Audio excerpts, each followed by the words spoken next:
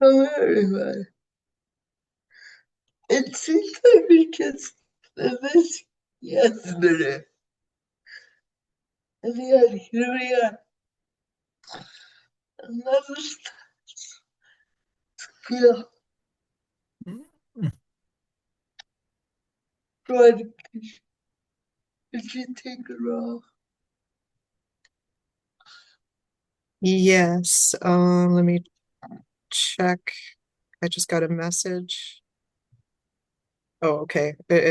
We may or may not be able to keep quorum this meeting. So um the roll call is the members are Julie Weissman Steinbach,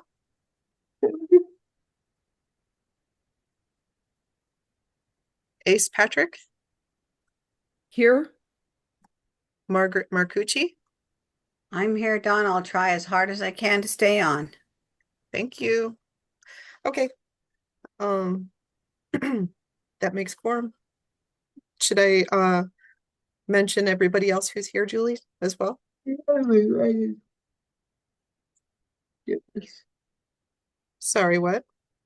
Yes. Oh, okay. Thanks. Um, Lori Lutu, hi, good evening. I'm here. thanks, Lori. Mark Tatter is here. Hello. Randall Owen is here. Hello. And then we have our captioner is Becky today, and our administrative assistant taking notes is Amanda. I think I got everybody. But I'm going to work on putting the link to the captions in the chat. Just give me 1 second while you get started. Okay. Well, could you read the sheet and I the can, cup? okay. I'll put the link to the captions as soon as I'm done reading that then. Um, no action may be taken upon a matter raised under public comment period unless the matter itself has been specifically included on an agenda as an action item. To provide public comment telephonically, dial 1-253-215-8782. When prompted to provide the meeting ID, enter 929-904-1434 and passcode 707401. Comments will be allowed at the beginning and end of the meeting and at the end of each agenda item to allow for stakeholder input. Persons making comments will be asked to begin by stating their name for the record and to spell their last name and provide the secretary with written comments. Is there any public comment?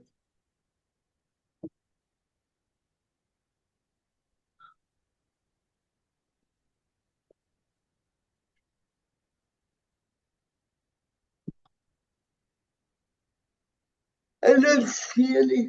Yes. And I want to give Dawn a chance to pin the link.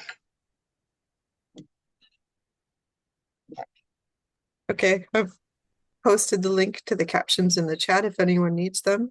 And it looks like Sabre McWhorter Clark joined us. Hi, Sabre. Hi, Don. Hi, all. Thank you. I see. Hi, Julie. Okay. So the first item on the agenda is the review and approval of recommendations regarding the designated state entity or DSC um, and the Nevada Scout in relation to our objective in our school. Um, Dawn, would you like Sure. to? So it's our in order to evaluate our relationship with our designated state entity, who happens to be Aging and Disability Services Division right now, I went to our independent living technical assistance provider and looked up their guidebook for the DSE, and I took questions from that we can ask ourselves according to their standards, how we can look at those questions and see if those items are being fulfilled by our DSE or if they lack in any way. So I'll go ahead and start with the questions on that list, and we can have a discussion. Excuse me. So the first question I have on there is the DSE genuinely dedicated to strengthening the overall state disability network? Does anybody have any thoughts on that?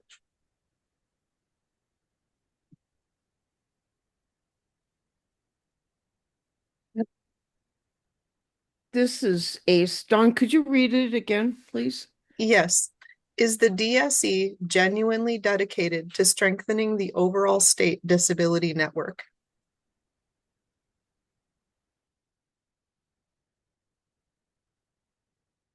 I, I'd like to rephrase that question if I could. I think the easiest question is what specific steps has our DSE taken to strengthen our network, which is kind of the same, but I think in this context, maybe a little easier to answer. So the captions didn't quite catch everything you just said, and I had a little bit of a difficult time myself. But I think let me know if I'm wrong, but I think what you're saying is, to rephrase the question, what has the DSE done to strengthen the overall state disability network? Is that correct? Yeah, I think that might be an easier way to get at least to get into this discussion. You know, I think this is Dawn Lyons. I think that actually what might work really well is, since these are questions the DSE may be able to answer better than us, that maybe Lori might be able to be the first one to respond, and then maybe the SILC can respond to her. I don't mean to put you on the spot, Lori, but that's kind of how it seems to be, that you would be the expert matter on this.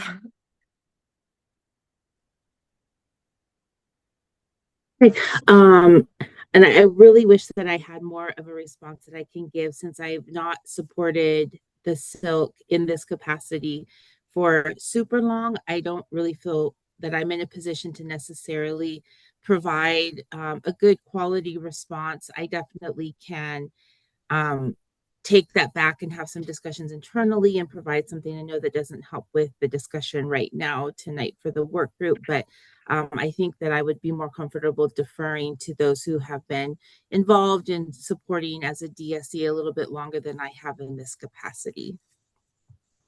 Thanks, Larry. This is Dawn Lyons. You know, as I can appreciate where you're coming from, for sure. I'm a little disappointed that, knowing in advance that we were going to have this meeting, and with the questions posted far in advance as well, that they weren't taken into consideration that someone could be here to answer those types of questions previously. But, you know, I do get what you're saying. So I guess I can remember a couple conversations at the last SILC meeting, or maybe the one before that. And one of the things that was brought up by one of our SILC members at the time was that that it seemed like the designated state entity, since the disability services unit had merged with aging, that it seemed to be more aging focused and that the disability community seemed to be an afterthought with a lot of the services that are provided. And so in my thought, that kind of sounds to me like maybe that the DSE might be falling short in that regard as far as trying to strengthen the disability network. Seems kind of more like obscuring it, if that makes sense. But that's just my perspective based on what I've heard other SILC members say in the past. Does anybody have any thoughts that are other than that, or on, to elaborate on that? I think it might have been Sabra who said that, but I don't want to assume anything here. So if anyone is here that made that comment, maybe you could go into more detail if you want. Or does anybody actually feel that way that's here right now? This is Ace. I that question in itself, because for me, in my mind, it's like a separation of two different things, how are they supporting the silk with the endeavors towards what we do for independent living, education, things like that. How are they helping as a DSE to provide support for the silk itself as a council and what we're doing, and then which is different than my, for like myself who receives services through a social worker for aging and disability itself. So, and I can say that I was just talking to somebody earlier, I have seen a change over time. Before before I hit that 60, 65-year mark, I've seen changes over time in even the supportive services that I was receiving as a disabled person, where I seem to be in contact with my social worker at least monthly, coming to see me, coming to see what my needs were, really listening to me. To every 3 months, basically it's a phone call every, and then a visit every 6 months or so. And while I know my social worker is available, it seems like not as engaged as they used to be for me as a person with disabilities, and then also aging as well. It's mostly come down to PCA care and also whether or not I have the durable medical equipment I need, or anything else. But I've seen a change in that way. So for me, being on council, being a council member with them being a state entity is a lot different than me being a person who receives services. Does that make sense? They're two separate things for me. And I've seen a change over time with our designated state entity being ADSD, and just, like, I understand where Lori's coming from. I know she's new, but like you said, Dawn, knowing that we were going to be discussing this, it just seems like more and more a lot of what I've heard in the past as a council member has been, I'll get back to you. And not coming and not being prepared to actively engage with us. Does that make sense? Yeah, this is Dawn Lyons. Yeah, I agree. This is a perfect example of where they're falling short, right? So, like knowing in advance, and this was posted about a month ago. I mean, it was actually way in advance of most of our meetings, but yet we aren't. It makes me feel personally that we're not important enough to take us into consideration. But that's just my feeling.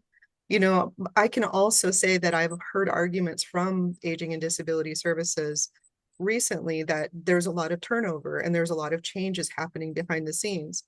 Now, I can understand that some of that it makes a lot of sense as to why there would be some disconnect in like your communication with your social worker and the services that are being provided changing and not knowing what to expect.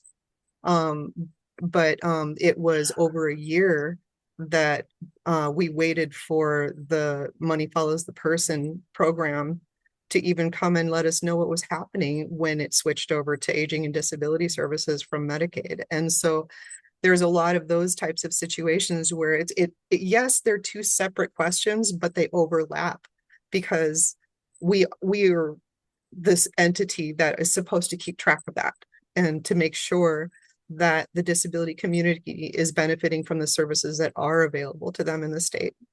And and to beyond that, even I've run into issues just as the staff for our council in the behind the scenes. So I can actually see it firsthand, all the turnover and the people who don't know the story coming in and taking over for people who left or who moved to a different position or, things like that happening. But it's really set us back in a lot of ways. And in fact, we have until September to spend this year's grant money for our Disability Innovation Fund grant from the Department of Education.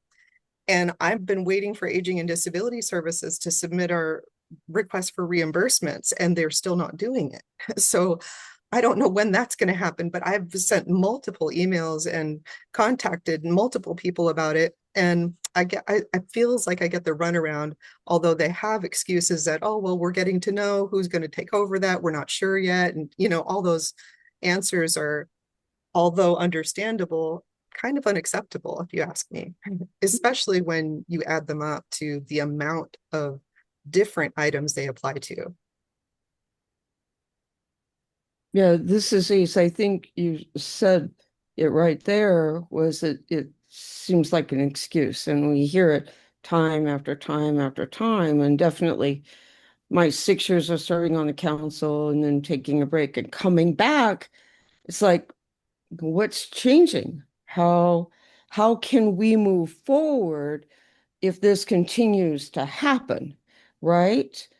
Right. And how are we not, actively, having some support from a designated state entity with the constant excuses and the turnover? I mean, the turnover, all that stuff is not our problem. It's all of this other stuff, the the waiting, you constantly having to email constantly when they know that this kind of stuff needs to happen. And I just feel like I've come back and it's the same after being gone a year, and we're facing the same thing. So I'm really questioning, you know, maybe, us really seriously thinking that maybe, is there another agency that can provide um, a bit more support for us as a council, and also that is also actively providing support for the disability community at large? Is there somebody better equipped at this time? You know? Well, and this is Dawn Lyons. I would like to say that our subawards that are handled through Aging and Disability Services Grants Department, for the most part, they've had that process flow pretty well, and they've done a pretty good job with some of our subawardees. Now I don't know, the details necessarily between other, all of them and what's happening behind the scenes between their communication all the time. But for most of the communication, it comes through me. So I do see, if there's a question that comes up, I do see they're being emailed and asked, or at least I'm being asked, and then I can email the grantee or the subawardee about that question so that I can get answers for Aging and Disability Services. But I also, I would be, it would be neglectful for me not to mention the fact that RCIL this is the second year in a row where they're being audited, although we've been told that those audits are randomly chosen. So that's unusual to me. That seems a little suspicious, but I mean, other than that, then now I know that recently our last Silk meeting, the Silk approved our subawards to go forward. We had to wait because of the federal government shutdown, and we didn't know what was going to happen. So we finally got our funding. So the Silk made a determination. And it was kind of like, okay, hurry up and make that determination because we're running out of time and they're running out of time to spend down that money, right? So it was like, hurry up and wait. And then boom, it all happened at once. But at the same time, I've been going back and forth with the grants department, and apparently there's been another change in that department. So those awards still haven't gone out. And I've been trying to work with the grants department to get them out, and they're telling me, well, they have to be approved by fiscal, and they have, and they have to go through so many. I almost don't even know or care at this point what their process is. I'm just very, very, very frustrated by the fact that we're still waiting. You know what I mean? Especially for the easy ones that go through every year with usually no problem. And now all of a sudden they're being delayed. So I can say that right now I am a little bit frustrated with that. And it does affect us. It affects the way we're able to spend our money and on how we're able to function, as a network as a whole, because these awards that we had to wait for, that our community, our IL network had to wait for, they had to wait quite a bit of time for because of that federal shutdown, and now they're having to wait more. And that's very frustrating for our community. That's a good comment. Yeah, I know people are maybe afraid to say negative things, but I'll say something. we really have to take an honest look at this and really be clear about it, because we need to make a clear and rational decision about how we want to move forward. Well, can you hear me? Yes. Yeah. I'll just say about the grant side of things, it's not just you. I mean, we have so many problems with all of our ADSD grants getting here on time. And then only having 3 months to spend, 12 months of an award, and you just can't do that without the university rules on top of us. So, like, I just don't want you all to think that the grant problems are silk specific, because it's really widespread. Yeah, thanks, Randall. I if appreciate I that. was, yeah, if I was anywhere in leadership, like, there's the first thing that needs to change about how ADSD is operating, because as a state, we have all this money, and I can't even imagine how much money we're not spending on services we desperately need. So,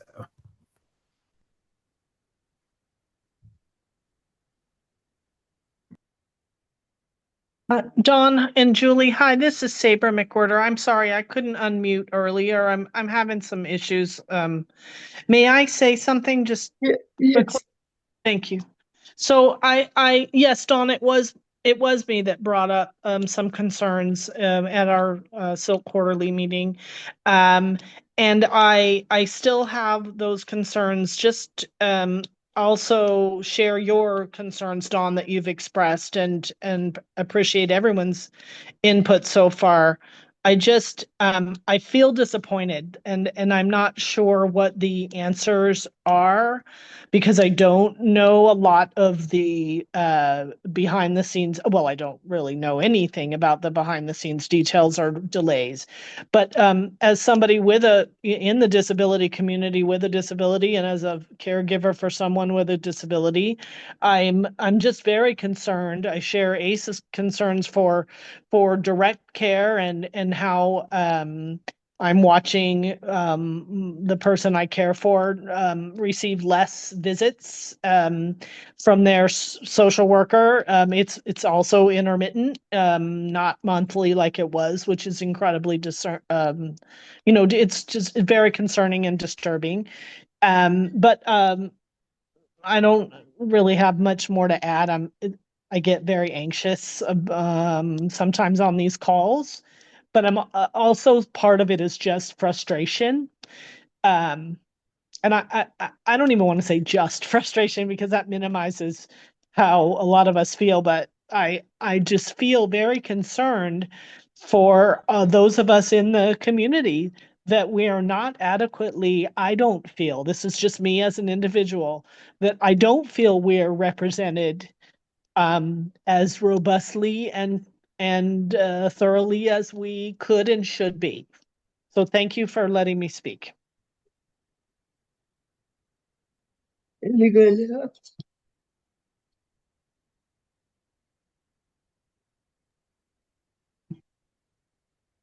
So I think I can move to the next question then, unless anyone else has anything more. I'd like, I'd like to say that I shook her and it's my strict supervisor.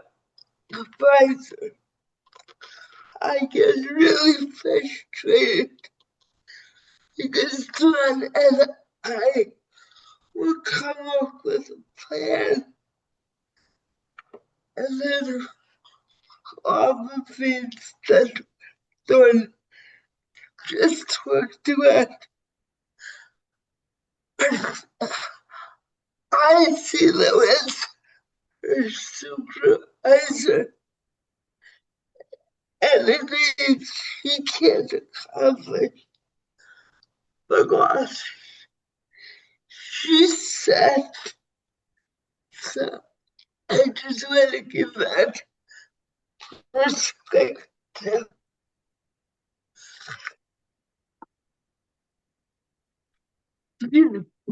Was that clear? Did anyone else hear that more clearly than me? No, Julie, are you saying that you're frustrated as well as chair with coming up with a plan, right? That you and Don have come up with a plan and gone to the supervisor of ADSD with, or the DSE? I also can't see your face very well, Julie, so I have a hard time seeing what you're saying. So, yeah, so I'm very trying. I'm saying that as John's supervisor to give another perspective.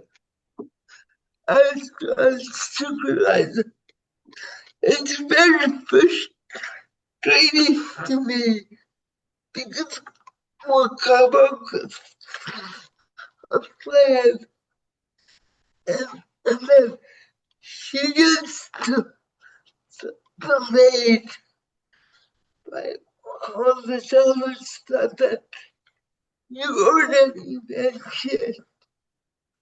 So I just wanted to back you up, John, and say I see what everything you said earlier from our meetings. Yeah, thanks, Julie. That was more clear. I appreciate you repeating. Okay. I appreciate you bringing that up, that you also get to see what happens behind the scenes because you're my supervisor. So, Yeah. and it's frustrating for you as well. Yeah. Okay. I think there's Ace, this is Ace again, Julie, to that point. That's what I was saying too. I mean, I was chair for quite a while and and then I wasn't for, a bit of remaining time of my 6 years of service. And then I come back after being gone again and we're still saying many of the same sorts of things, and I saw that as well as Don's supervisor. And like, we can go all the way back to when I was chair, and we were expecting some money to come through, and went to ADSD with a plan in place, and basically a lot of things didn't go well with that, and it was strictly on their part of being unwilling to really work with us. Um, and after having a real solid plan for how to use some monies, for a NOFO. And so it is a bit frustrating still. And um, so like I said before, and I hear what Sabra is saying as well, that, serving on the silk and then also being a person who receives services, it just, it's not our problem that they're having internal issues. That's not our problem. Our problem is what's happening with what we're supposed to be receiving, and so that we can turn around and utilize, what's meant to come to us. So Well, I oh, sorry. no, it's okay. I'm just frustrated by this whole thing again, you know. Well, this is Dawn. I was just going to say and follow up to what you're saying, Ace, and what Randall said as well, although we can probably say that probably every federal government, every federally funded government program has been delayed and has had issues with that, and regardless of where they're going, right? There's been a history of it since before that, is what we're saying, right? And it hasn't changed really. And because of this federal government shutdown, now it's even worse. That's at least how I'm hearing it. Exactly, exactly. It was happening before this shutdown. So, and it was happening before so much changeover too, by the way. Okay, because we're dating back to when, when I began with the silk 7 years ago, and moved into chair rather quickly, and then vice chair, and then chair, and then Julie became vice chair.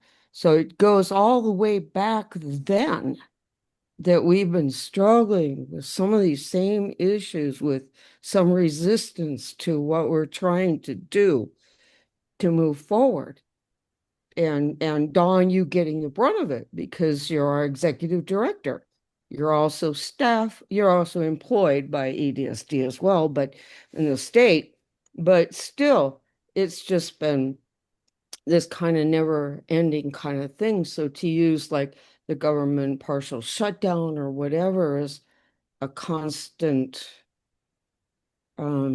excuse, and then internal changeovers and all of this stuff. Like I said, that's not our problem. Our problem is to, not having you have to constantly email, having constantly check up, having to constantly, and Well, it's and I may ongoing. have to anyway, but I mean, the Yeah. fact that I am internally within Aging and Disability Services as an employee gives me an upper hand on being able to keep up with those things too. If I wasn't within Aging and Disability Services, if I was just working for Silk, say outside of the state, I don't know that I would be able to get anywhere near as far as helping to move things along. You know what I mean? And it's a kind of scary to think about, like what would actually happen if we didn't have an advocate within, you know? Yeah, and I don't, if Lori's still listening, it's not a reflection on Lori personally. It has to do No. with the agency as a whole and the things that we've been dealing with for years now. For years, even before I came on board.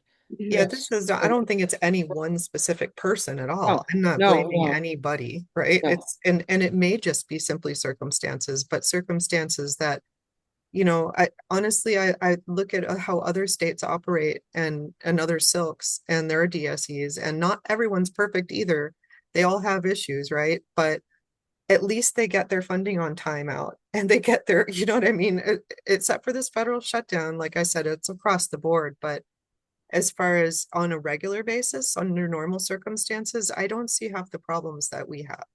And it's concerning that I wonder like what the priorities are exactly. Is it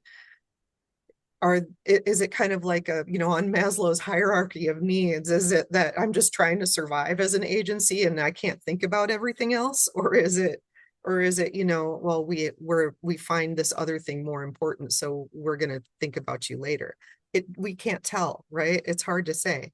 So it's not like it's anyone's specific attitude or anything, but I frankly, if we had a very good supporting DSE, I don't know what we would do with ourselves. We don't know what that looks like. But I'm gonna go into the next question because it kind of relates and we did talk a little bit about it. Yeah. If that's okay. We've Yes, got a few please. questions to get through, and I think a lot of them do overlap, so we don't have to take too much time on all of them. But they're really food for thought, so that by the end of going over these questions, we can really take a look back at how we answered them and what that looks like, and we can kind of assess better with better judgment on how to move forward. So the next question I had listed, and these are all questions that I took from suggestions from the DSE guidebook, from technical assistance from IL. So it says, do they ensure the coordination and provision of IL services that empower people with disabilities to live independently? And that's the kind of like along the same lines that we were talking about the services out in the community. You know, with disability services all of a sudden now being um I guess delegated to senior centers and for the most part. And senior centers, you know, if I am a person with a disability, I'm not a senior, I'm not intuitively going to know that I need to go to the senior center to apply for a service. You know what I mean? So there's things like that that I think that there's room for improvement, or at least a little, you know, to consider us a little bit more. Margaret? Here in Elko, you don't go to the senior center because if you have a disability, they don't even know what the heck you're talking about. They call me and go, help, please. Okay, so are you saying that aging and disability services are not available in Elko? Or how did They're there. They're okay. They're here, but you have to go to the office and do that. And most people don't know where their office is. do you mean I to know aging and disability services? Yep, I know where their office is. I take people there all the time. That's my normal route. So they have to go directly through the They state. have to go directly to there. If you're a senior and you have a disability, then they can put you in touch with Aging and Disability Services because they've got people there. They've got Nevada or they've got, let's see, got a bunch of, I'm thinking here, they have access to healthcare and all those other ones that come in and out and help them get the seniors taken care of. But it's the disability population that has the most problem. So are you saying, sorry, I'm just trying to understand this clearer. Are you saying that in Elko, people with disabilities who are not seniors will get turned away at a senior center if they're looking for services and they have to come to you to ask because the senior services can't tell them that same information that they're telling seniors? Yeah, I've got two people here and they're going, yeah, yeah, they will. They'll get turned away. Okay, interesting. But they're receiving, are those senior centers receiving the grants from aging and disability services to evaluate people for those services? No, they're not. Okay, then that's They're only getting the grant for the seniors because I asked about that one.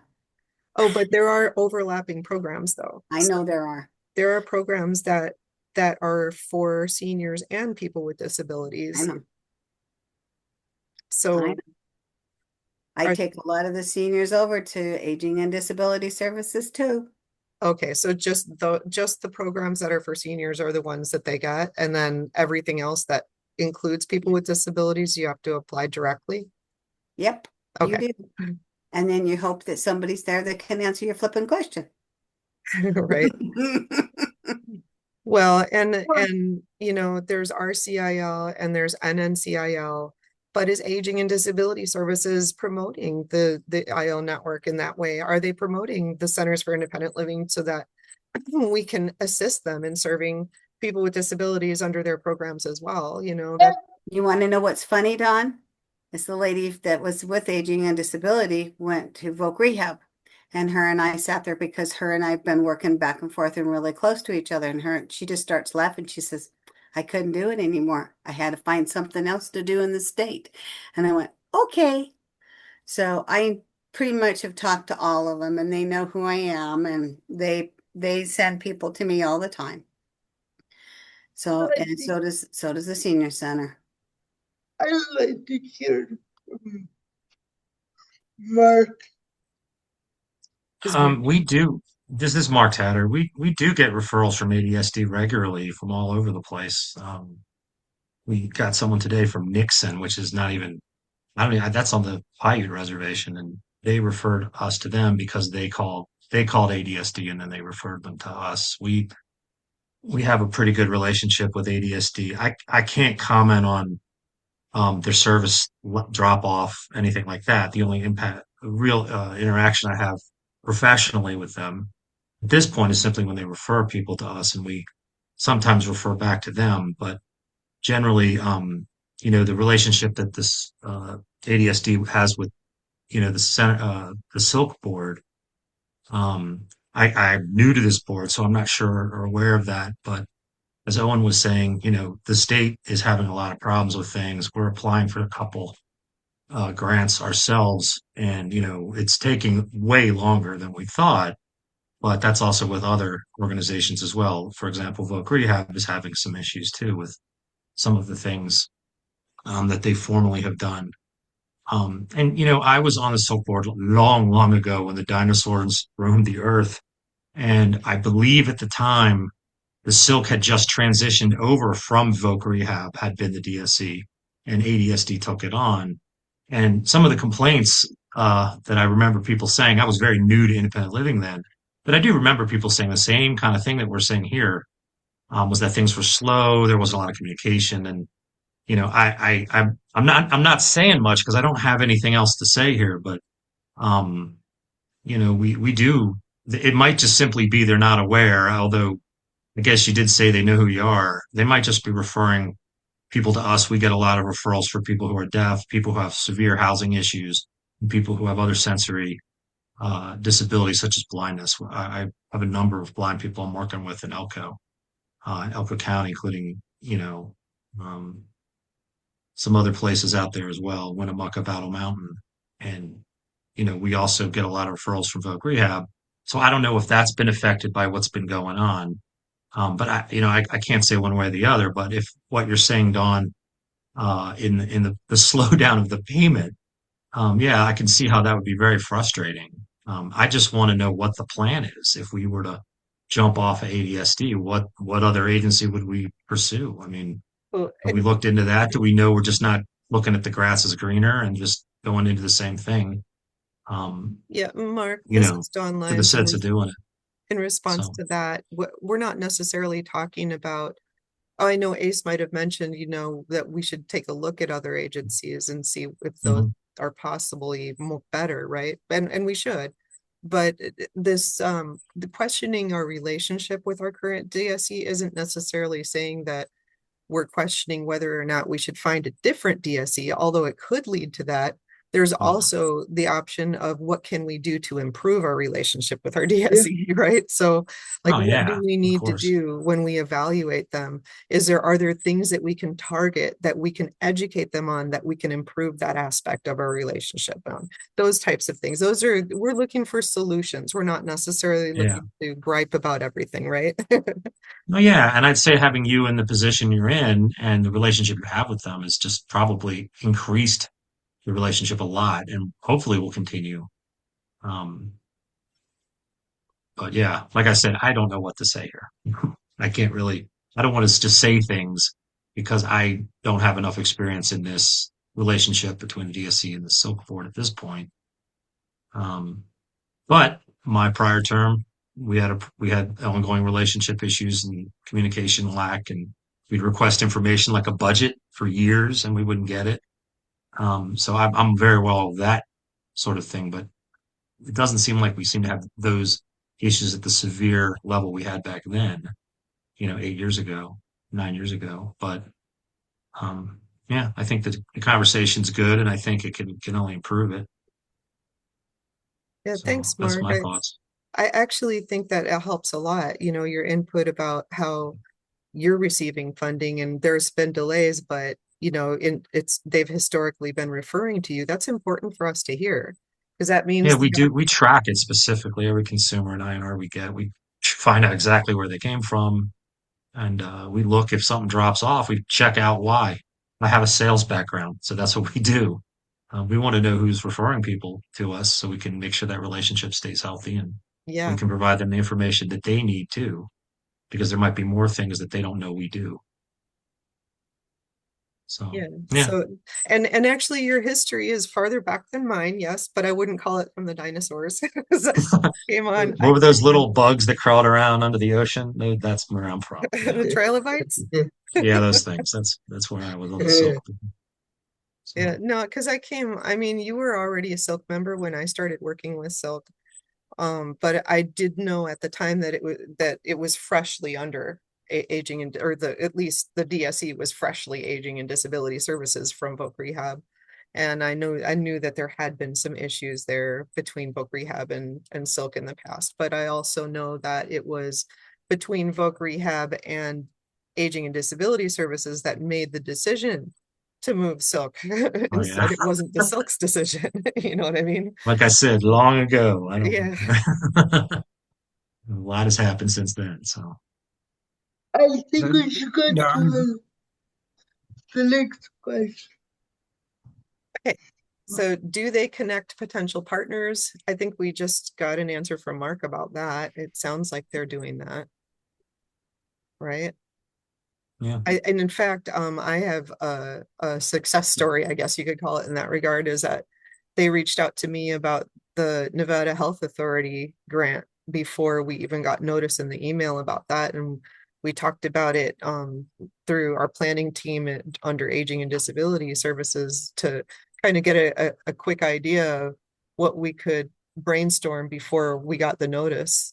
So if there was something we could do about it, we had time to think about it. And so we had advance notice of that through Aging and Disability Services. So they did do a good job of getting us information and how we can, connect in that regard. So Yeah.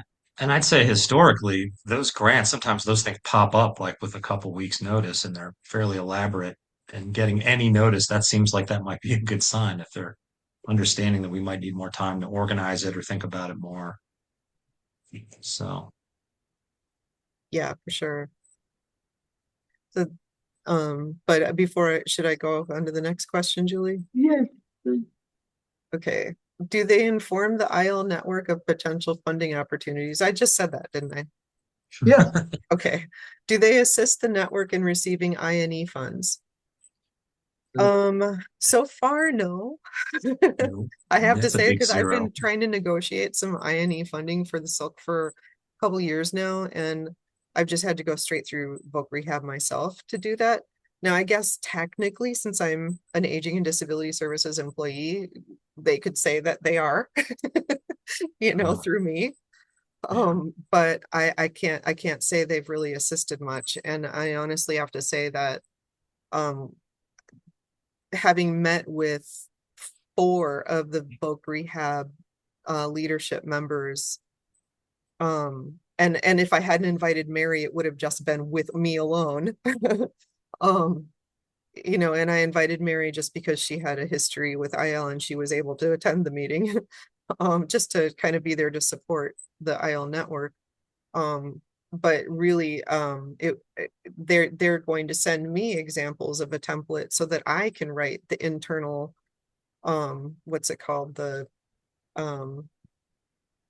instead of a subaward, it's between agencies, an interagency agreement. The interagency agreement, according to what Voc Rehab needs in their language to make that happen. Now, Voc Rehab has agreed to do that finally, but I can't really attribute that to anyone but my own efforts. So, I don't know. They haven't been helping us get I&E funding, and they haven't really suggested it. But like I said, technically, since I'm a state employee, that might count. I don't know. What do you guys think? They're not doing anything to actively encourage it. No, So that no. says that's that right there. Okay. So Yeah, I'll move to if the you being next an question. employee counts. I don't think I don't think so. I don't think I count either. No, I I'm mean in a you unique count, situation. you count, but just Dawn, not you count. you count, but just not when we're talking about this in particular about I&E funding. No. Okay. So the next question is, do they regularly connect with the CILs to support the IL network on state councils for input? I'm not really sure how that works in other states, but I'm guessing that um that's like reaching out to the IL network, not just the silk, and as far as um the other state councils that are happening. So the rehab council, the the what is it, the governor's office of workforce innovation, they have a workforce innovation council or commission, and they have designated, the state has designated mandatory members that have to be filled right on those different councils. But are they reaching out and connecting the IL network with those? And I can't answer that for the CILs. But I can say that I haven't really had experience with the DSE really suggesting that I attend any or that I connect with any. I've kind of done that on my own, really. And I've been pretty involved and I get with together with the DD Council sometimes and we brainstorm about stuff like that. But um I don't know if they've really connected the CILs with councils, have they? Yeah, well, we're often tapped to be on boards, Are you? Okay. CPSD, Department of Education, of course, TRIP, and then the DD Council. We're having a good relationship with them, and in fact, we always make presentations at their events, self-advocacy and stuff like that. So It's just to make myself clear, Aging and Disability Services isn't even a TRIP member. They're not a partner in TRIP.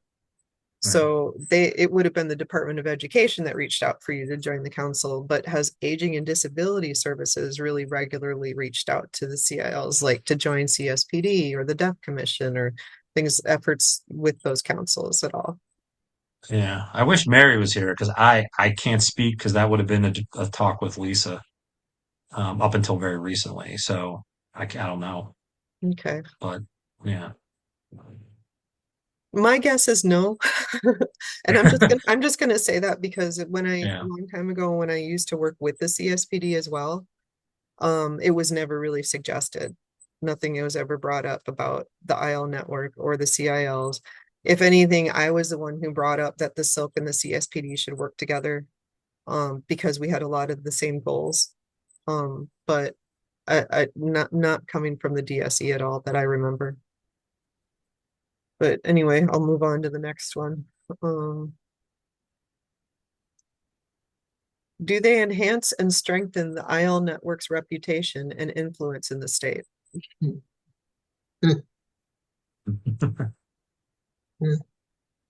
No comment. I haven't heard anything. I don't, yeah, I've got no information to talk on that. I haven't heard anything bad either, but I haven't heard anything good. So I don't know. And I'm guessing nobody else has either necessarily.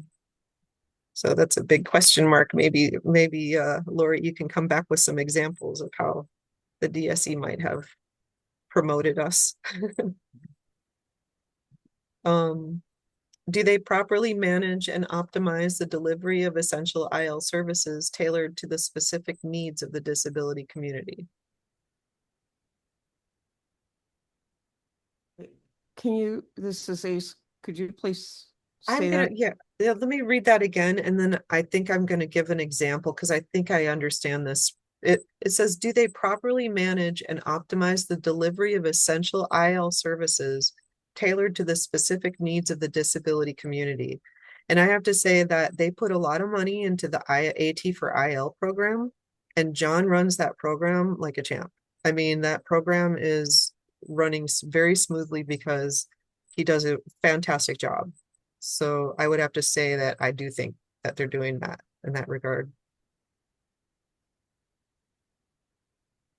For that one program that Joan is For that one program. for that one Yeah. program. Yeah. Yeah. But I have to say, this is Ace again. If John weren't the person in that position, I kind of wonder what would happen with that too, because I know how much of a go-getter he is. So it's hard to say, but yeah. I was thinking the same thing. Yeah. Yeah, because I'm wondering about like I wish like we had somebody from the DD Council. I wish somebody from the Deaf and Hard of Hearing Commission were here to speak to, their perspective on some of this and whether they are being promoted as well. When I think about it, because just not as a Silk member, but as a member of the disability community and as a senior, some of the changes that have happened under ADSD for me personally, is that for a while, it was my social worker through ADSD that actually, I mean, none of them ever told me about the centers. None of them ever told me about things like the Silk or count, I had to hear word of mouth through the disability community only. So they were not instrumental in that way for me. And there for a while, it was my social worker that would be able to come, help me with my Medicaid paperwork, help make sure all of that got in on time and keeping up with all that. And little by little, all of that was pulled back to where then, because I was already on the Silk, I was already in becoming familiar with the center. Then reaching out to the center, I was able to do that and get an advocate there that was helping me do all of that, because without the center, I would be in dire straits right now. I'd be depending on when I could find somebody to help me fill out everything and make copies, because it became it became hard. So some of that stuff has just been pulled back, pulled back, pulled back. And I'm not sure why that is exactly, why they're no longer doing that kind of thing. But it hasn't helped. It hasn't helped me. And I know that many of the seniors where I live, also people with disabilities, they don't know where to go for services, once they're aging and they're now using wheelchairs and walkers, because none of that is provided for us here at this complex. We don't have wraparound services. We should, but we don't. So people don't know where to go, and doctors don't know where to send us. So I don't know how that all fits in with, we're all still working in silos. So I don't know how good of a job, now, even back then, I didn't know any of these things existed.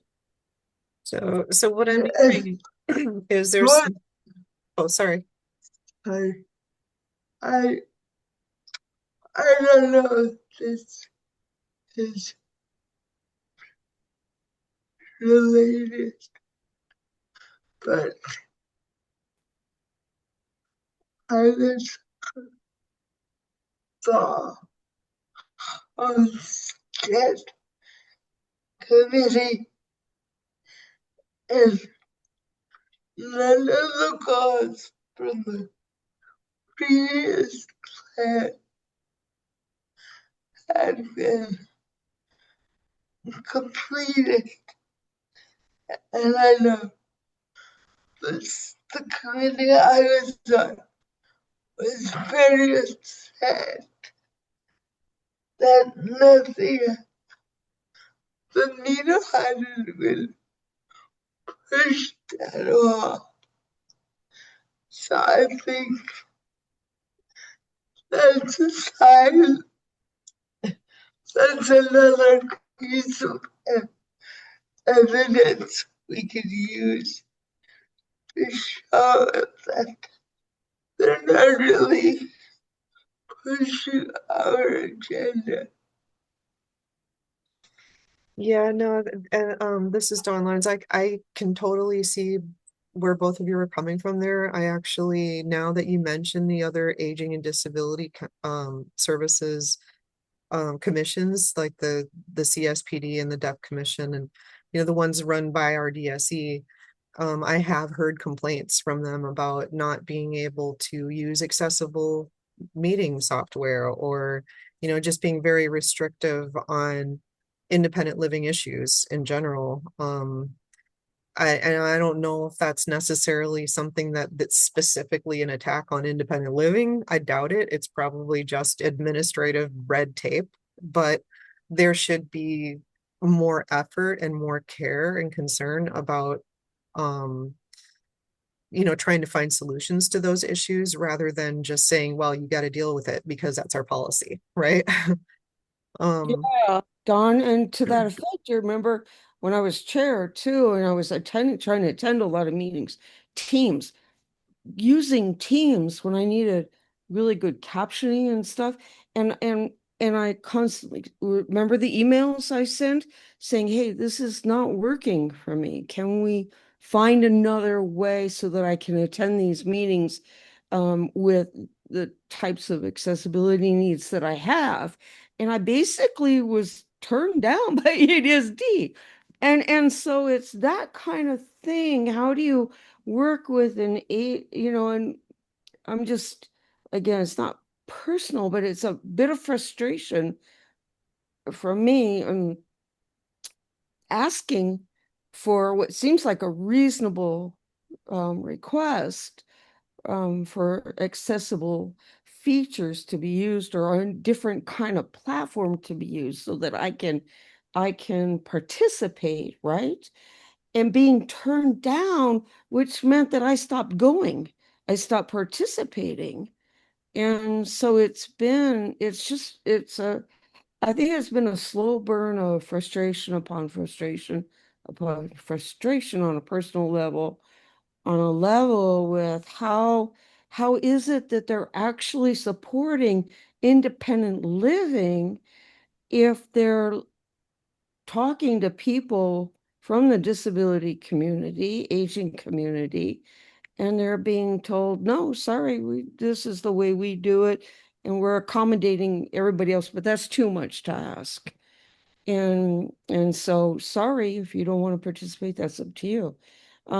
It's a bit frustrating coming from an agency that should be supporting independent living a little more than what I've seen, right? And I do remember, this is Dawn Lyons, I do remember when you wrote that letter specifically to the administrator and asking, because of their policy on PDFs, and how Word was actually more accessible at the time if it was done properly, and asking that they make an exception to that rule because not everybody could access a PDF, and that you basically just got ignored.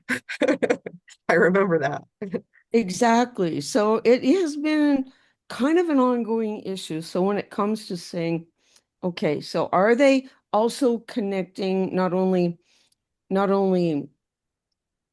you know, um, are they what's what I'm looking for when it comes to like the centers and other councils and commissions and actually reaching out and saying, hey, would you please participate? Or are you aware that this is happening? Or can you serve? Or can you help? Or they're they're falling, they're falling falling through the cracks, and people are falling through the cracks because of it, right?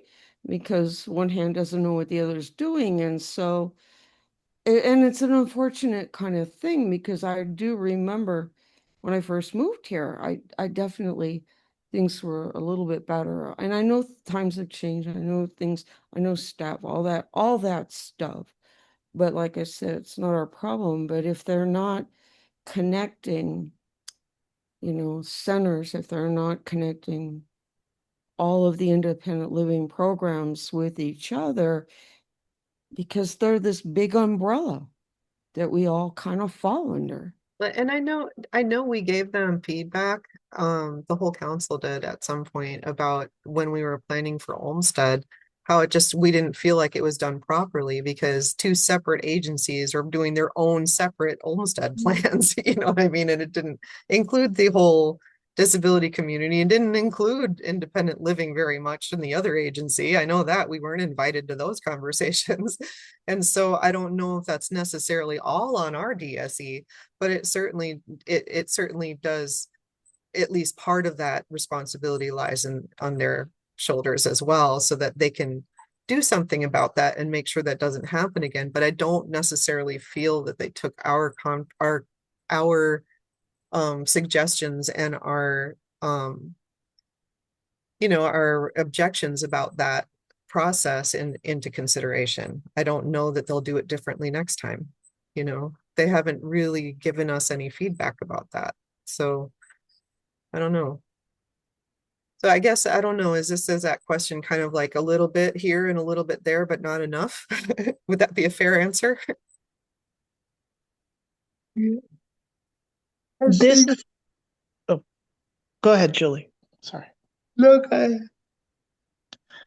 This is Sabra. I just wanted to say, yes, Dawn, that would be a fair thing to say, that we just don't have any, and we just don't have an answer. Yeah, no definitive yes or no, right? And it's not, this is, Right. it's not like haven't been asking. Like at every single, silk meeting, at every single time we meet for this, or we have other work groups that meet, or it's not like we're constantly not asking. Would it be even fair to say maybe that where it benefits aging and disability services financially, they don't fall short, but where they have no interest in it, it falls short? Yes, this is I would Sabra. agree. Yes. This is Ace. I agree too, Sabra. Yes. Yeah. Okay. Next question. Do they understand and promote the independent living philosophy for the disability community? I know that one's a no, because I even went to person-centered planning training and talked about the difference between independent living and person-centered, and nobody could understand me, and the facilitator didn't even want me to continue because she's like, well, it's the same thing. I was like, no, it's not. But I mean, it's not totally incompatible with person-centered. Absolutely not. It's definitely compatible, but independent living is a different concept, right? It's coming from a different place. It's not the medical model. It's not the care model. It's the independent living model. So I do have to say that as much as a lot of people at Aging and Disability Services say they understand independent living, I wonder if that's really true, or how true that is, or if they think they understand but just don't quite get it. I don't know. I don't know. This is Ace. Dawn, have you been able to, I mean, I remember trying to set up some trainings with ADSD on what independent living yeah. was. Did those follow through? Did you get, if so, No. did you get feedback? Did you get a runaround? Did they not do that? Or did As a matter of fact, because we were going to bring Colorado in to help us illustrate right, independent living and how that could be successful, right. successfully, worked into programs. I not only did I get the runaround from ADSD leadership, but I was promised things and then they were never followed through with. I had to cancel on Colorado twice now over the last 2 years because I kept saying, "Oh yeah, this is going to happen," and then I wouldn't get any support from Aging and Disability Services leadership to back that up. They would say, "Oh yeah, we're going to do that. We can do that. We can make that happen," and then it would just like fall off a cliff somewhere, and that would never happen, you know. And when I was trying to plan it for I even tried to start planning it into the trip program, thinking that maybe through the trip program we could get an in-service done through some of that funding so that it could help support the at least students in transition and independent living. You know what I mean? It's like somewhere in there.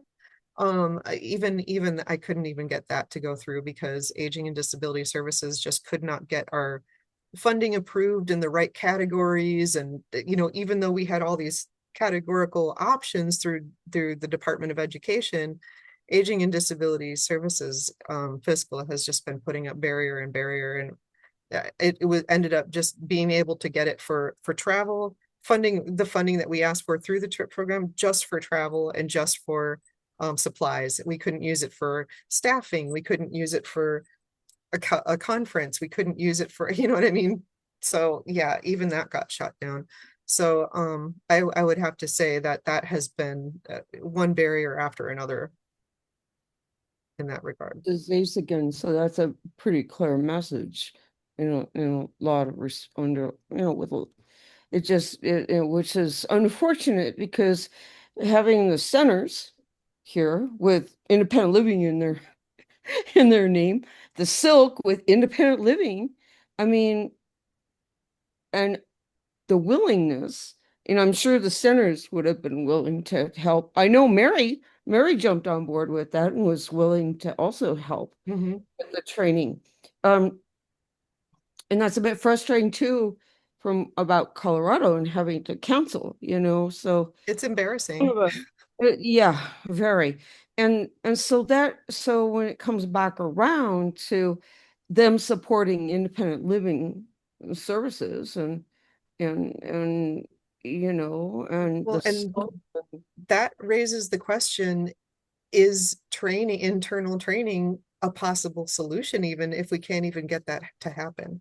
You know what I mean? exactly. And so how do we work within a system that is is is unwilling to sort of work with us on, and still the willingness to move into an independent living model.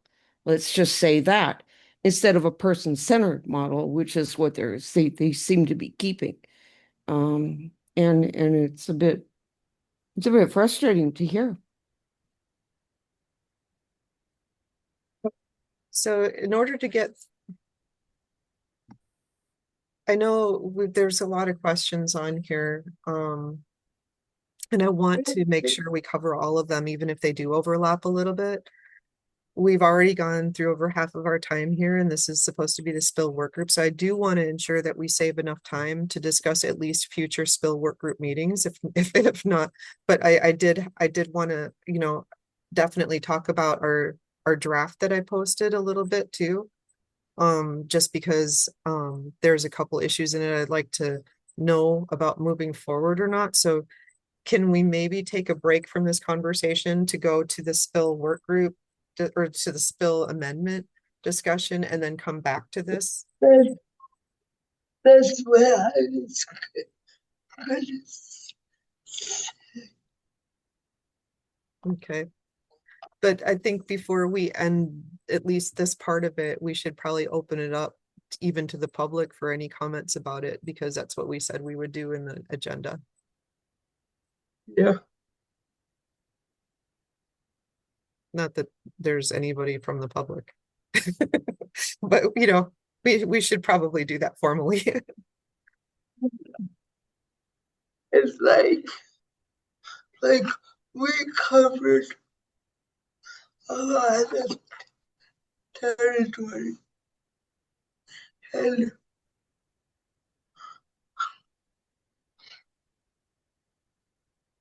I think the next, like, I'm not sure how these questions, they're, they're really good questions, but I don't know how they're going to get us to the answer we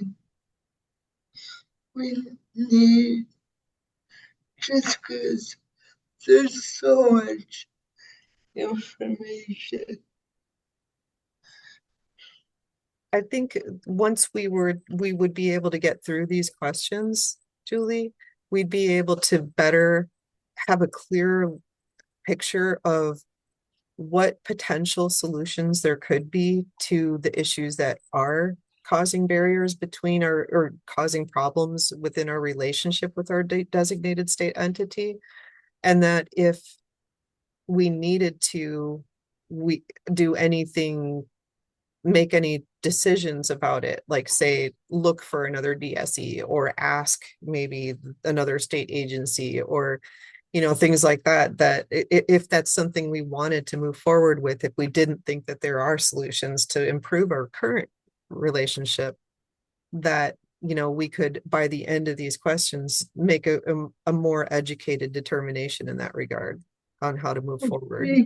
Because we are working on our SPIL amendment and because we're working on our next SPIL after that. Yeah. Mistake.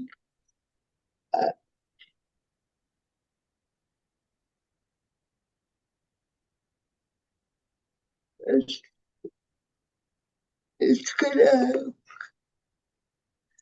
just see the transcript.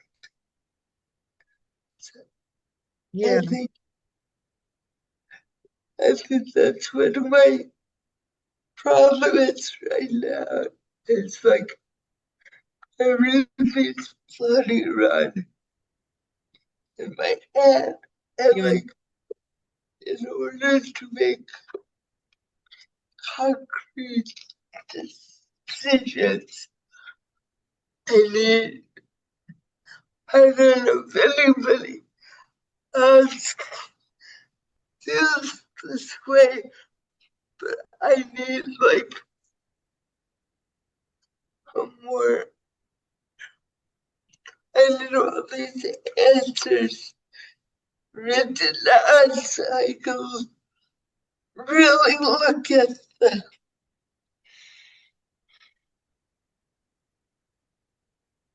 Is it just me or? So I think I get what you're saying, Julie. This is Dawn. So maybe take it in small doses, digest it a little bit at a time, and be able to reread the transcript and be able to really take all of it in and think about it more, and then move on to the next set of questions. Yeah. I just feel like if we're going to make our business a really important decision, and I think we really like everything that was said today is very valuable data. But I need to see all the data written in one place so that we could really study it. Okay, I mean, I definitely, I could get on board with that. How about everybody? Is it just me, or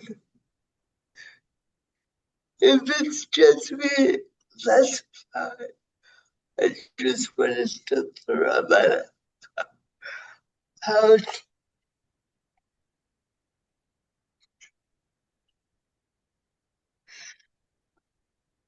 I think Sabra just agreed in a chat. I don't know if she chatted to everybody or if it was just me, but I did get a message from Sabra saying that she needs the time too. okay. Well, and this is Ace. You said you have more questions anyways for us to go through. So I wasn't anticipating that we would make any grand decisions tonight. I just think it was kind of a good start. And I know you've got something else to go over, so I think I agree. Digest some of this and then come back and go through some more of the questions. Okay, And can we, Julie, can we open it up to the public for any input at this time? Yes. Just formally? Is there any other additional input from anybody? Okay, I don't see any. So then do you mind if I go right into the next agenda? Yeah. Because it does kind of flow into that actually. So what I'm hearing is that we need more time to really evaluate our relationship with the DSE, and we really can't make any decisions in this current amendment because this amendment really needs to be done. So since it's through fiscal year 27, my recommendation is that I take out any language that remove that that might affect our how do I say it? Because we're a 501c3 now, in the last portion of fiscal years 27, I had put in order to save us from going over the 30% of our resources that's required for us to remain under in our federal guidelines. I recommended that we stop paying for the state infrastructure and got our own and just did our own personnel. But my thought on that is now that we really need to determine our relationship a little bit better with the DSE, that we don't quite do that yet because we're not sure how much of my ability to have that insider's perspective is going to be needed and for now, you know what I mean? So I'm thinking I need to change that language and just justify, put the justification for going over the 30% of for our resources in our spill amendment rather than separating our staff from the DSE at this time during this amendment, if that makes sense. Yeah. I agree to that. Okay, because that makes a big difference then, because we don't want to make any rash decisions where we're going to change anything with our relationship until we're sure of how that should look, right? So maybe for our Yeah, next that's bill, my concern. but not for this amendment. So Yeah. okay, and then we can go over the remaining parts of the spill draft amendment draft that I had posted as a material at the next meeting. But because we are kind of running low on time, and I did create a suggested times and dates for the spill work group and town halls in an upcoming future so that we can make sure we stay on track and be able to get to our next spill planning on time and not have to worry about being late for the next one. I posted it as a material, but I'll read it here. The suggested dates, because this seemed to work really well for everybody. They're all on Mondays for our spill work groups. Mondays at 6 from 6 to 8 on today, June 22nd, August 10th, and September 14th. Does that sound reasonable to everybody? Did you get a chance to look at those dates? I want to be here. 220. You won't be here when? June 22nd. June 22nd? Let me see. What about the 29th? I'm away for 2 weeks. You're away for 2 weeks. let's see. The 15th is kind of pushing it because it's really close to this, but I think we might be able to pull that off.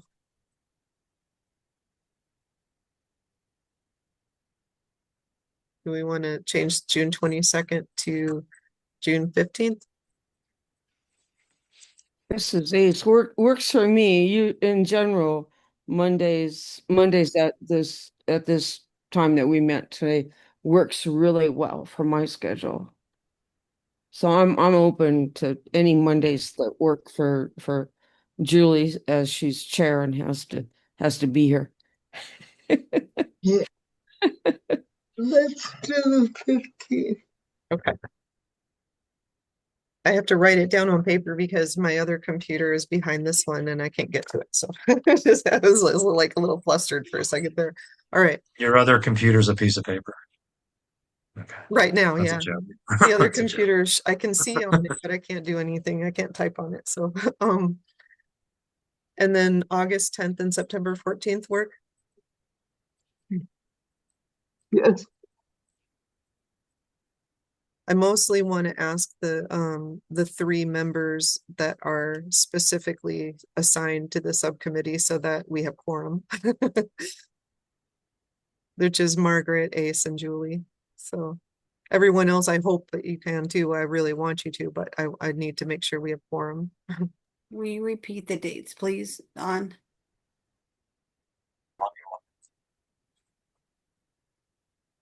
Oh yeah, okay. It's June 15th, August 10th, and September 14th. They're all Mondays from 6 to 8.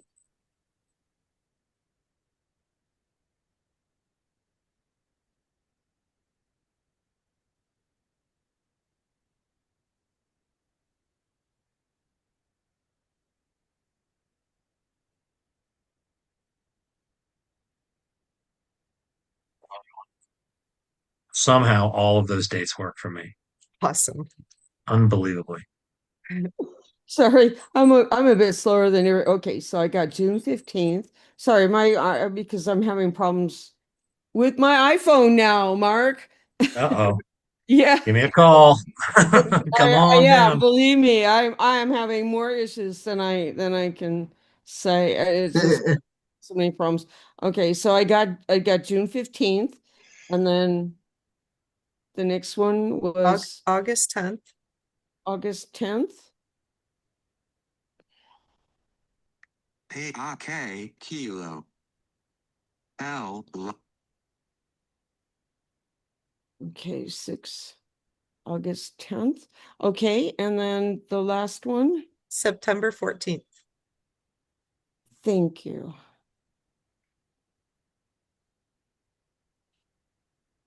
September 14th. PRK Kilo L.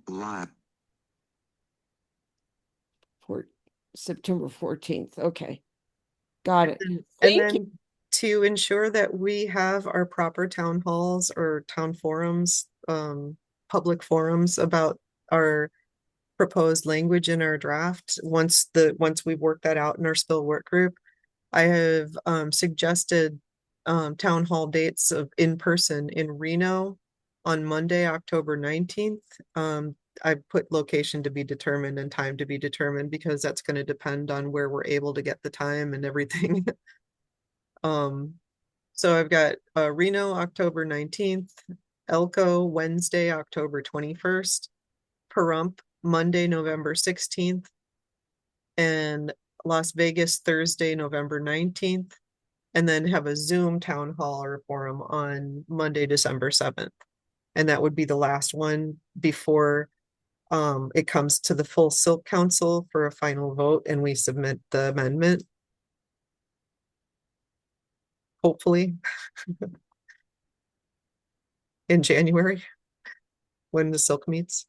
Dawn, this is Margaret. I already have 2 places that we can go and have the meetings. I've already discussed it with them and they're free of charge. Awesome. Thank you, Margaret. But if that sounds good to everybody, I'd like to get a motion to approve the suggested dates for SPIL work group and town halls, with the exception of changing Monday, June 22nd to Monday, June 15th. This is Mark Tatter. I move for those dates. This is Ace, I second for that. Thank you. All in favor? Aye. Aye. Aye. Motion carries. Thank you. And you know, it's only 7:30, so technically we do have a little bit of time if we wanted to talk about anything else that's in the spill draft or the amendment draft right now. And then, you know, maybe I don't know if you want me to start going through it or if everybody's had a chance to review it. I'm not sure.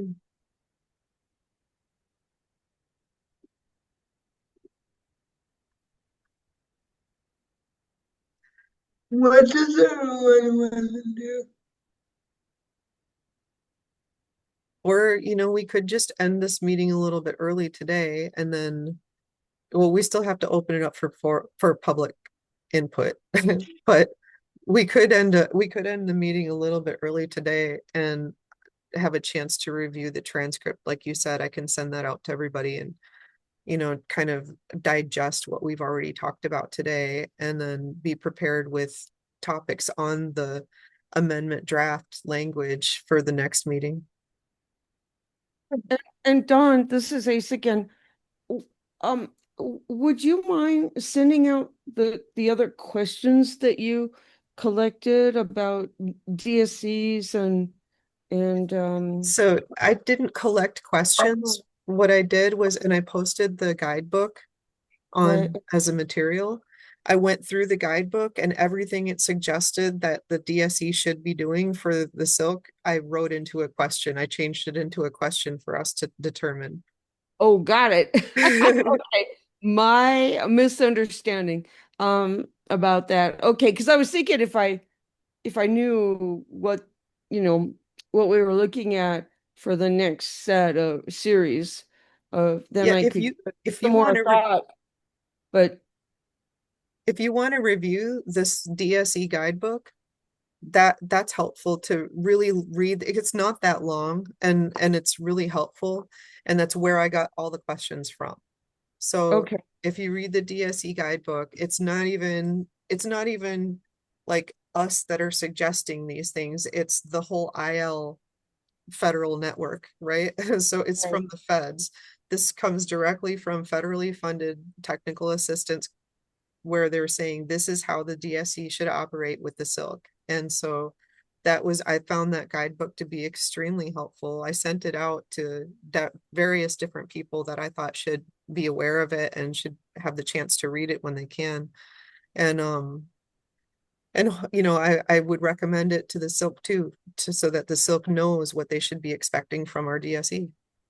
Right. Is that something that's just readily accessible just by Googling it, or It's a yeah, actually I think it is on our ILTA site, is it? but I did attach it as a material as well. Okay. And it's in Okay. a Word document as a material. Yeah. Okay, great. I'll go back and look for all of that. And if I have problems, you'll hear from me. Yeah, if And you do, just let me know. We can go through it together or if you have questions or something before, yeah, the definitely. meeting. I just think it would be helpful for me instead of just off the cuff, trying to think.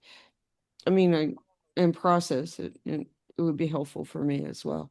So That's no offense, Ace, but that's why I posted everything so early so that people would have a chance to review that stuff before the meeting. But I know. but yeah, I mean, I get it.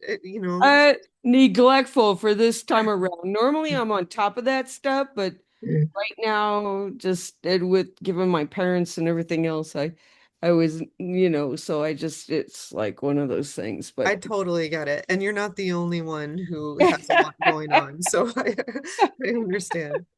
But thank you. Thank But you, yeah, Dawn. no, if we do need the extra time, that's fine. I just want to make sure we maintain our schedule, because if we run over, we're going to run into problems with being on time for our next spill, for, making sure that we even are able to implement the things that we put into our spill amendment in time for before the end of this next spill. You know what I mean? So we really kind of do need to crunch our time a little bit, but I think with that schedule, we should be able to do it, no problem. Yeah, and this is Asa, maybe we go over the amendments first that we're making and then review some more of the questions at the end, towards the end. I don't know if that would work better. Yeah, So I can do that. work better. I didn't necessarily think it would be a good idea to start today, just because we don't have a whole lot of time left, but I can. Right. I mean, whatever works. What do you think? Um, let me just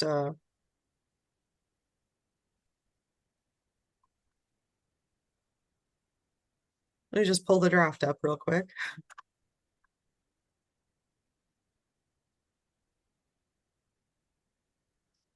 So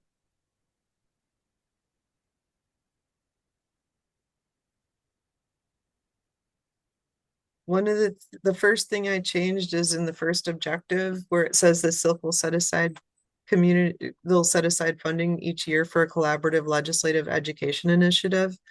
I had to change it because we ended up not having the funding that we thought we would have um for this fiscal year. So we ended up carrying over what we did from last year because of the federal government shutdown. It was really that set us back. Um all I did was really change the language in there to say community IL funding. I mean, it's really simple fix to a technical issue. That if that was all we had to change, we wouldn't have to do a major amendment. We could just do a technical one, but that's just the first one. That's all. It was just a little bit of a language improvement there. And then if we go down to the next one, where we said we would provide 30,000 in federal fiscal year 25, and then we said we would do something different in 26 and 27. I changed the amount to match what we actually have for it, which is 113,000 to support community IL services and CIL operations for the last 2 years of this spill. And that also has to do with being able to have the funding for our needs assessment that we want to do in fiscal year 27. So that they're just minor changes, but it is a monetary issue. So that one specific one doesn't change the spill budget to the extent that we would need a major amendment, but combined with everything else, it does. So, but the next one is the Silk will contract a professional outside organization to perform a statewide needs assessment to inform the next spill by the end of federal fiscal year 27. I added that one in as an indicator because we didn't have that in our current spill that was approved. So I just want to add that in as into our amendment so that we can include that for federal fiscal year 27. And then under objective 1B, it says continue to support the state independent living program. Under indicator 1, the community IL subawardees and CILs will provide the SILC with quarterly updates in regard to Part B funded IL services. So previously it just said the community IL subawardees will provide the SILC with quarterly updates. And since we're not sure if NNCIL, since they didn't get a fiscal year 26 award from us, that we still needed updates from them. So I just included and the CILs. You know what I mean? So that was just a language change. And then indicator 2, the Silk will provide 30,000 each year to support the state IL program. I changed the amount on that because we had originally said we would gradually go down and we just don't have the funding for it. So I changed it to 30,000 for each year. Just so that it's just across the board and we're not making any major decisions. We're just carrying over like the Silk agreed to at the last meeting. Under objective 2A, indicator 1, the Silk will utilize the same amount of funding in each fiscal year for this bill for Part B dollars towards Silk and Youth Action Council expansion and outreach. It originally just had it in the first year, but I included it in the second and third year as well. We had wanted to put more into it, but because we had to put funding into other things, I just made it the same for each year. And so that's a little bit of a dollar amount change. It's not huge, but and then number 6, Silk will work with the National Council on Independent Living's Barrier Removal Fund project to locate barriers in medical needs for people with disabilities in Nevada and address those barriers with the grant funding available in fiscal year 26 and 27. Honestly, I can change the language in that to say to coordinate with the IL network to locate barriers. I just add that little bit of language in there because we didn't actually work on that with the CILs. They did that with the barrier removal fund, and Silk didn't actually have anyone involved in that, but we were involved in the coordination of it because they reached out to us first. So I'll just add that one little bit of language in there if that's okay with you guys. But I had changed the from our initial medical subcommittee that we were going to come up with ideas to educate about the needs of people with disabilities at medical facilities.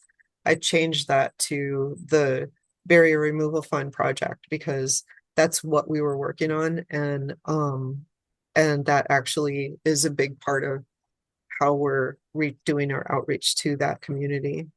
I think Mark wanted to say. Yeah. Mark. Oh, I was just going to say we finished today. We wrote a report submitting everything. That's awesome. We did all the assessments already. Yeah, we busted it out last 2 weeks. It was very informative, actually. It was kind of, ADA program coordinator talk to the centers about their stuff. We were pleasantly surprised and a little bit horrified about some of the locations. One of the facilities had a wheelchair ramp that was essentially a skateboard ramp. I was afraid to walk up it. It wasn't code. We recommended they move their location. But anyway, that's another story. Yeah, no, I'm sure that it'll be a great thing to talk about at Silk too, and Silk will be excited to hear about how that went. And Yeah. And so, yeah, putting it into our estate plan amendment is important because that's an activity that we were a part of, and that, we want to make sure we're giving ourselves credit for and noting that that's one of our goals, right? Instead of the other, because it kind of replaces that whole idea of getting out in the community and educating medical facilities on what the barriers are when we're actually going out there and assessing it, right? So, Yeah, I think that'd be a great agenda item on the next Silk meeting because of kind of what we found and also what we learned about what facilities believe to be, their ADA compliance or policies to help people with disabilities use their, medical facilities. absolutely. Yeah, I'll definitely Yeah. get that agenda item on our next Silk meeting. Thanks, Mark.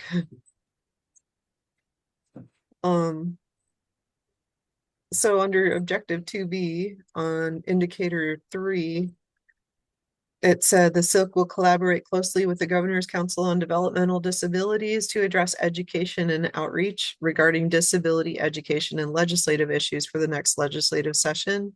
And I added on to that saying as well as IL philosophy education, because a lot of the time we forget about that. And I think that it just was a thought while we're amending, we might as well add that to it because we really need to do that.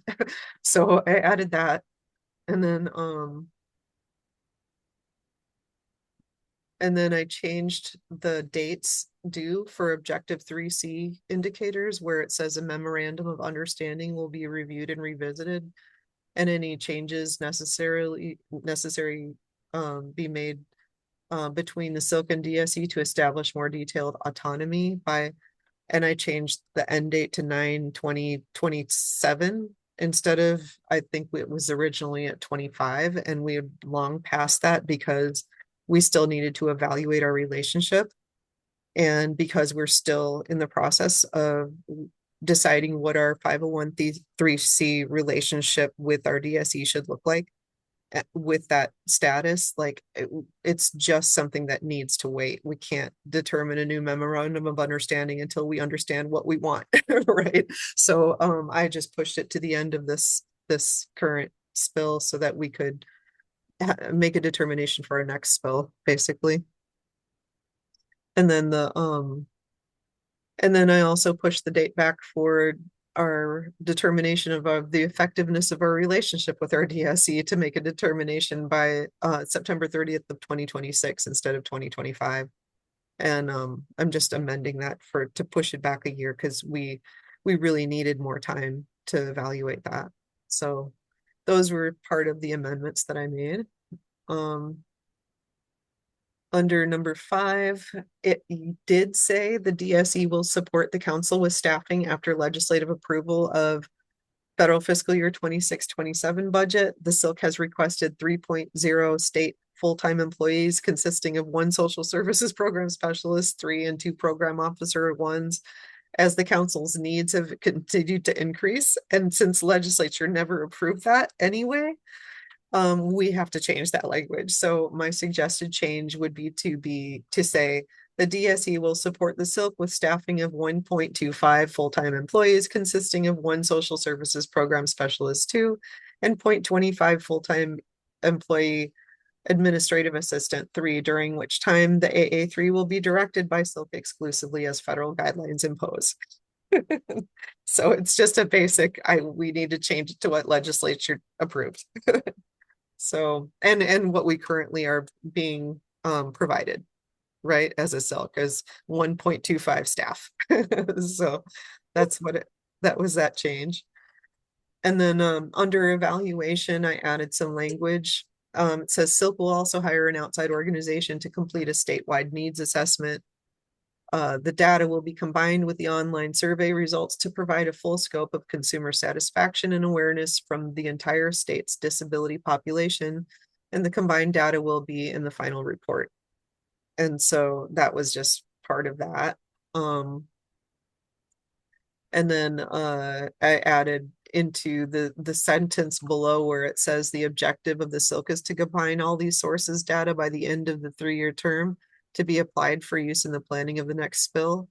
I added language at the end of that saying, along with the statewide needs assessment report.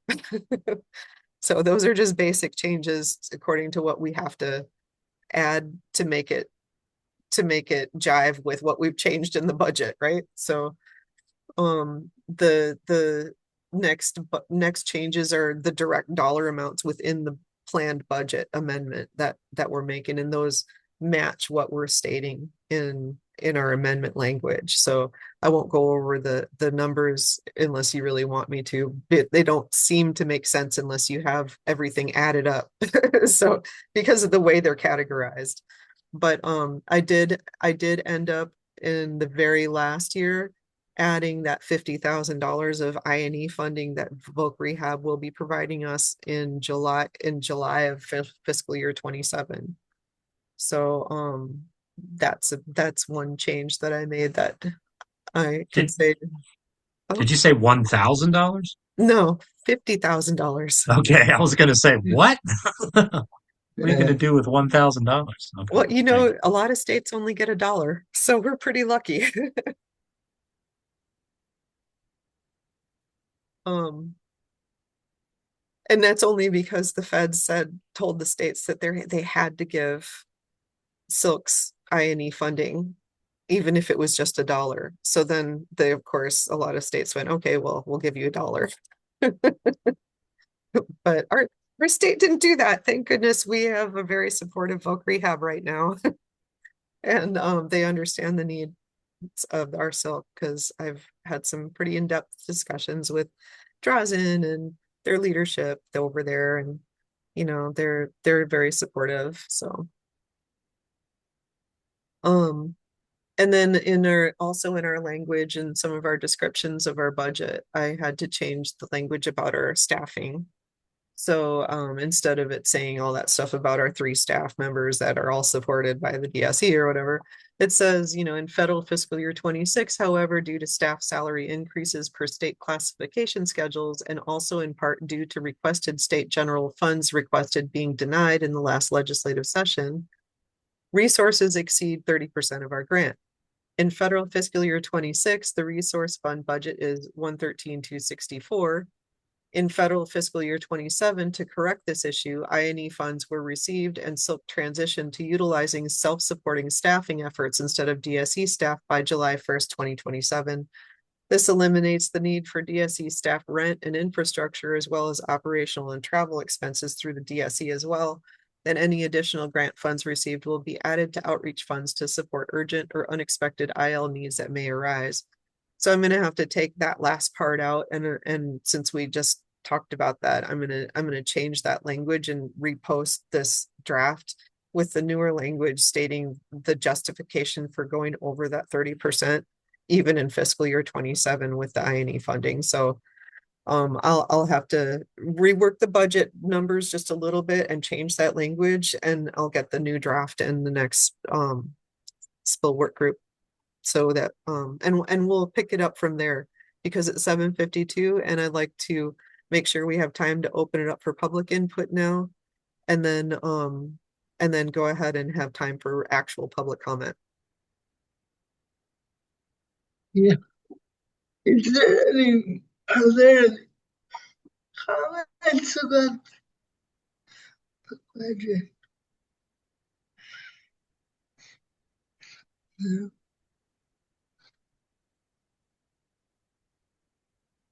Well, and if anybody has any comments about what I've shared so far, now would be a good time to speak up if you have something that you can think of now.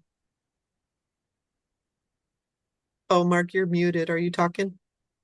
How about now? Yep, yeah, I can hear you. Okay. I have a quick question about ASL interpreters. I don't know if CART is still something we're doing, in-person meetings. But where does that come out of the budget? Is that something that's provided by the DSE, or is that something that comes out of our budget as well? That is something that comes out of the Silk budget. And that's not accounted in personnel. So that would be like, No, that is separate. Yeah. okay. All right.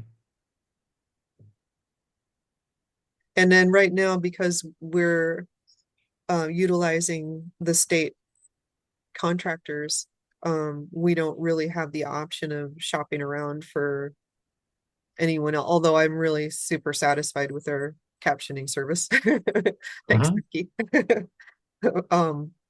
No, but I mean, other than that, if we were to, once we decide to go with our own infrastructure, we'll have to create our own contracting for those types of services.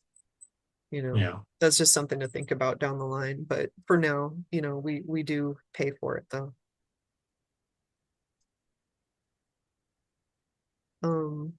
I do have one other thing. I just, when I was looking at the document on Silk and that kind of stuff, do you see some of the links for training were broken on the silknve.org, I think it is, Were website. they? I did I read just it. clicked them and they just said error. So I When don't know if did they you got look at fixed. those It last? was it was when you sent that out, because I went to the website and clicked on. I was like, "Ooh, training." Okay. It I'll take a look didn't again, work. because I know recently I did go through them and I found some broken links and I fixed them, but Okay, I'll look fair enough. again and make sure that they're up to date and let you know. I just forgot to tell you. I appreciate that. I try to keep up with all that, but I'll I try to remember forget next time. sometimes to review those.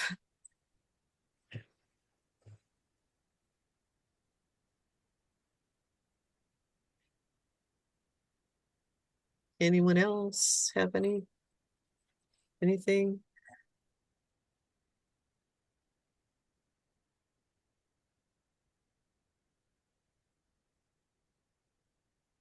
So I just, oh, go ahead, Julie.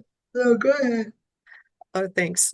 This is Dawn Lyons. Lori, I was just gonna say, this is a really good opportunity now to get some answers to some of the questions that we had asked and talked about and see if you can come up with some things that we hadn't talked about, or, you know what I mean? If you can find out if there's examples of support from the DSE that I hadn't thought about, or, you know, that we just didn't think of at the time when we talked about it or whatever, you know what I mean? Yeah, I'll definitely follow up. Thanks, Dawn. Okay, thanks. In that case, Julie, with your blessing, I'll go ahead and read the preamble to the public comment. Yes. Okay. No action may be taken upon a matter raised under public comment period unless the matter itself has been specifically included on an agenda as an action item. To provide public comment telephonically, dial 1-253-215-8782.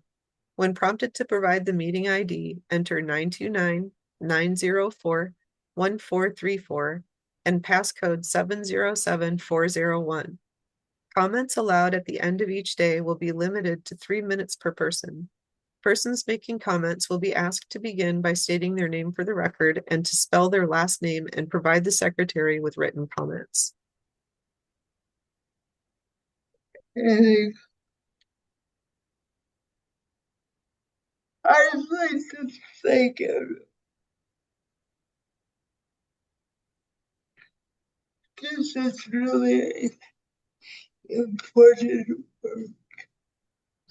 And I was late, so thank you for giving part of your evening to us.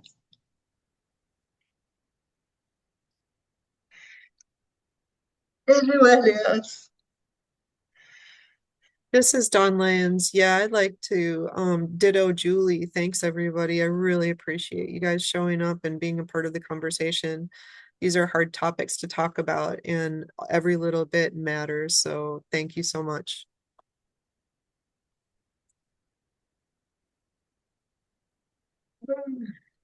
Well, I don't see any other hands. So I call this meeting adjourned till next month. Thank you.